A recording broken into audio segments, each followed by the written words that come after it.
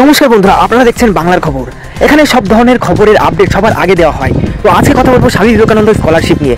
নতুন আবেদনের জন্য কি কি কাগজপত্র লাগবে, কিভাবে আবেদন করবেন, সেই বিস্তারিত আলোচনা করব আজকের ভিডিওতে। পশ্চিমবঙ্গের মেধাবী ছাত্রছাত্রীদের স্বামী বিবেকানন্দ স্কলারশিপে আবেদনের জন্য যে যে প্রয়োজনীয় কাগজপত্র লাগবে, যারা 2024-25 শিক্ষাবর্ষে নতুন আবেদন করবে, তাদের অনলাইন পোর্টালে কি কি ডকুমেন্ট আপলোড করতে হবে নতুন আবেদনে, অর্থাৎ যারা মাধ্যমিক বা উচ্চ মাধ্যমিকের পর নতুন আবেদন করবে, সেটা নিয়েই আজকের ভিডিওতে বিস্তারিত আলোচনা করব।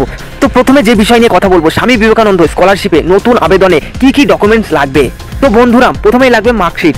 স্বামী বিবেকানন্দ স্কলারশিপে নতুন আবেদনের জন্য 60% নম্বর দরকার। তার জন্য শেষ পরীক্ষায় মাধ্যমিক বা উচ্চ মাধ্যমিক পাস অথবা গ্রাজুয়েশন পাসের মার্কশিট তোমাদের লাগবে।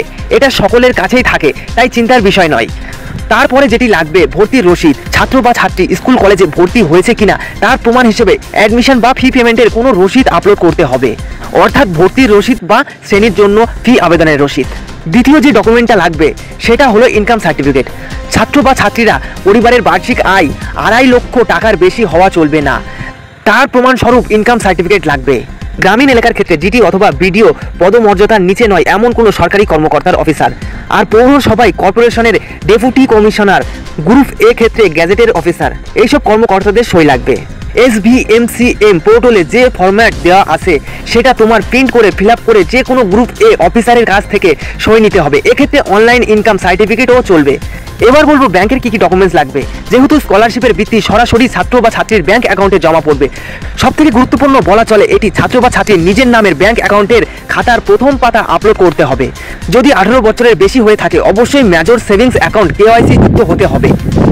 তার সাথে ব্যাংক অ্যাকাউন্টের যাবতীয় তথ্য যেমন নাম, IFSC code, account number, MICR code form ফিল-আপের সময় লাগবে। এবার বলবো গুরুত্বপূর্ণ কিছু তথ্য। ছাত্র বা ছাত্রীর নিজস্ব ইমেল আইডি ফর্ম ফিল-আপের রেজিস্ট্রেশনের সময় লাগবে, যেখানে আবেদনের পরবর্তী পদ্ধতির সমস্ত আপডেট পাবে। তারপর বলবো মোবাইল নাম্বার। আবেদনের ক্ষেত্রে মোবাইল নম্বর দেওয়া বাধ্যতামূলক, কারণ স্কলারশিপের স্ট্যাটাস, অ্যাপ্রুভাল ও বিভিন্ন সময় লগ ইন করতে মোবাইল নম্বর লাগবে। কাজেই যে মোবাইল নম্বর সক্রিয় থাকবে, SMS যাবে, সেরকম মোবাইল নম্বর দেবে।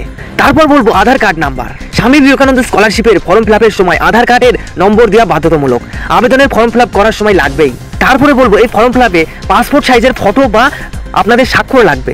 পাসপোর্ট সাইজের রঙিন ফটোগ্রাফ ফর্ম ফিল-আপের সময় আপলোড করতে হবে। তার সাথে ছাত্র বা ছাত্রীর স্বাক্ষর স্ক্যান করে আপলোড করতে হবে, যেটা অ্যাপ্লিকেশন ফর্মে তার সাথে পোর্টালে থাকবে।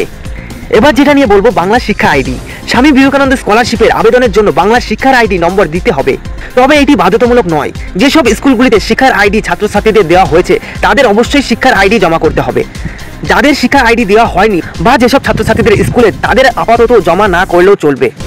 তো প্রিয় ছাত্রছাত্রীরা, এইসব ছিল স্বামী বিবেকানন্দ স্কলারশিপের প্রয়োজনীয় ডকুমেন্ট।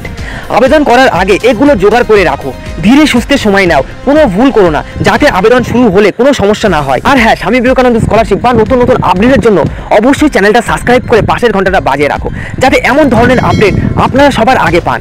আর ভিডিওটা ভালো লাগলে অবশ্যই একটা লাইক করে দাও, আর এই ভিডিওটা সকল ছাত্রছাত্রীদের কাছে শেয়ার করে পৌঁছে দাও।